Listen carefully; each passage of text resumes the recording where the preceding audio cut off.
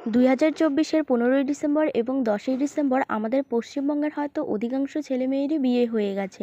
কথাটা কেন বললাম, ভিডিওটা শেষ পর্যন্ত দেখলে বুঝতে পারবে। তো এটা ছিল 14ই ডিসেম্বরের ব্লগ। তো তোমরা সকলেই জানো আমার বোনের বিয়ে হয়েছে 10ই ডিসেম্বর, তো ওর রিসেপশন ছিল 13ই ডিসেম্বর। তো সেখান থেকে আমাদের ফিরতে ফিরতে 14ই ডিসেম্বর আমরা দুপুর 2টোর দিকে ফিরেছি।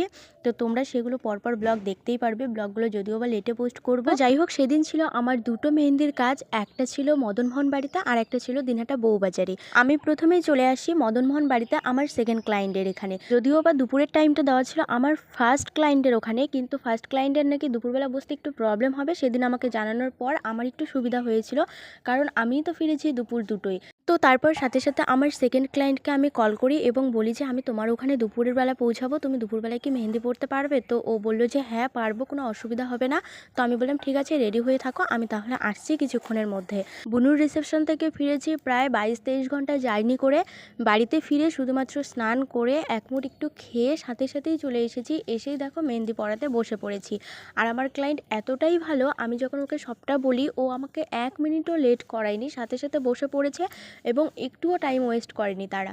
তো কিছুক্ষণের মধ্যে ওনাদের বাড়ির লোক আমাদের জন্য চা বিস্কুট নিয়ে এসেছিলো। ওদিকে আমরা চা বিস্কুট খাচ্ছিলাম এবং আমার ক্লায়েন্টের 2 ফ্রেন্ড মিলে আমার কাছে আবদার করছিল, দিদি শুধু 5 মিনিট টাইম দাও আমাদের, আমরা শুধু কয়েকটা ফটো তুলবো এবং 2টো ভিডিও করেই চলে যাব বাড়িতে। আর আমার ক্লায়েন্টের ফ্রেন্ডরা অনেক আগেই এসেছে, তো ওদেরও বাড়ি ফিরতে হবে, ওদের কথা ভেবে ওদেরকে আমি টাইম দেই। ওদের ফটো ভিডিও হয়ে যাওয়ার পরে আমি একটুও সময় নষ্ট করি, তাড়াতাড়ি করে হাতের উপর সাইড কমপ্লিট করেছি। আর এইটুকু সময়ের মধ্যে আমার প্রথম ক্লায়েন্টের বাড়ি থেকে রীতিমতো অনেকবার কল এসেছে। আমি ওদের বলেছি আমি রাস্তায়, কিন্তু দেখো তখনও আমি কিন্তু আমার সেকেন্ড ক্লায়েন্টের বাড়িতেই ছিলাম। আর সেই ডেটে আমার কিন্তু মেহেন্দির জন্য আরও অনেক বুকিং এসেছিল, আমি সেগুলো পরপর ক্যান্সেল করে দিয়েছিলাম। বললাম আমার খুব ইচ্ছে ছিল আমার সেকেন্ড ক্লায়েন্টের উপরের হ্যান্ডটা একটু অন্যরকমভাবে করার, যদি হাতে আরেকটু সময় থাকতো তাহলে হয়তো কাজটা আরেকটু নিখুঁত করেই করতে পারতাম। যাই হোক, তারপর ফাটাফাট করে চলে এসেছি আমার প্রথম ক্লায়েন্টের কাছে। তখন প্রায় ঘড়িতে 7টা মতো বাজে।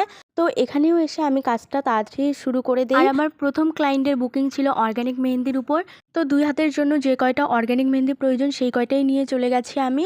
আর সত্যি কথা বলতে মেহেন্দি পড়াতে পড়াতে আমাদের রাত্রি 10:30 হয়ে গেছে। এখানে আরও পার্টি মেহেন্দি ছিল, তো সেগুলো আর কিছুতেই করতে পারিনি, বিভৎস ঠান্ডা আর এত রাত্রি হয়ে গেছে, তার মধ্যে 2 দিন ধরে ঘুম হয় না ঠিক মতো।